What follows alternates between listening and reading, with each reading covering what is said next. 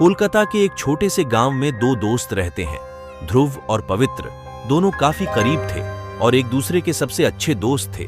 दोनों साथ में खाना खाते थे, स्कूल जाते थे और घूमते थे। दोनों के घर आमने सामने थे। एक दिन जब वह 8वीं कक्षा में जाने वाले थे, गर्मी की छुट्टियां चल रही थीं।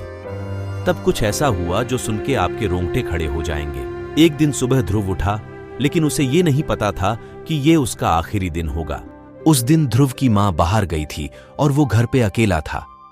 कुछ देर बाद पड़ोस में 2 बहनें रहती थीं। वो ध्रुव और पवित्र को बुलाने आई थी और कहने लगी, चलो हम तालाब में जाते हैं, मस्ती करेंगे, शाम तक आ जाएंगे। ध्रुव के लाख लाख मना करने के बाद भी नहीं माने और ध्रुव और पवित्र दोनों उनके साथ तालाब में चले गए। वहां खेलते खेलते अचानक पवित्र का पैर फिसला और वो पानी में बहुत अंदर जा गिरा और ध्रुव उसे बचाने के लिए पानी में कूद पड़ा, ये जानते हुए भी कि उसे तैरना नहीं आता। ध्रुव ने पवित्र को बचाने की बहुत कोशिश की, लेकिन पवित्र को उठा ना पाया और तब तक उसने बहुत पानी पी लिया था, जिसके कारण से वो डूब गया और पवित्र चिल्लाने लगा। लड़कियां दौड़ीं और सबको बुलाया। तब पवित्र की मां बाहर आईं और ध्रुव के चाचा दौड़ते हुए तालाब के पास आए। उन सभी ने जो देखा वह भयानक था। दोनों बच्चे का शरीर पानी पर तैर रहा था और यह भयानक था।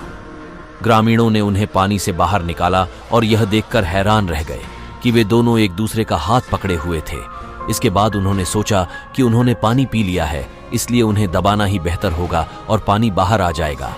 लेकिन एक बार जब उन्होंने ध्रुव की छाती को दबाया तो उसके फेफड़े फट गए और उसके मुंह और कान, नाक से खून निकलने लगा। वे तुरंत पवित्र को अस्पताल ले गए और कुछ मिनटों के बाद पवित्र की भी मृत्यु हो गई। ध्रुव की मां शाम को बाजार से आई।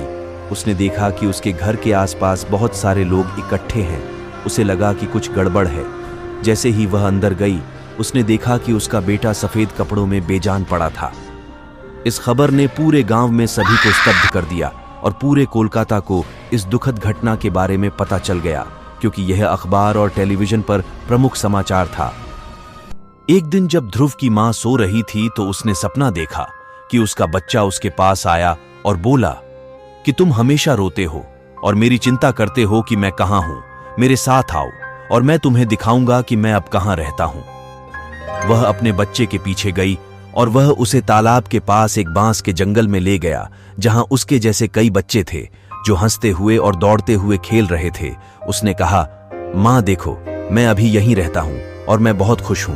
कृपया चिंता न करें और आप सदैव खुश रहें। अगर दोस्ती सच्ची हो तो मरते दम तक साथ देती है।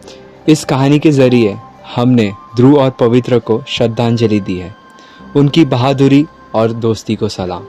अगर आपको हमारी कहानी अच्छी लगी तो हमारे चैनल को सब्सक्राइब करें और बेल आइकन दबाना ना भूलें। और अगर आप चाहते हैं कि अगली कहानी आप पर बने तो हमारे इंस्टा हैंडल को फॉलो करें और हमें वहां अपनी स्टोरी बताएं।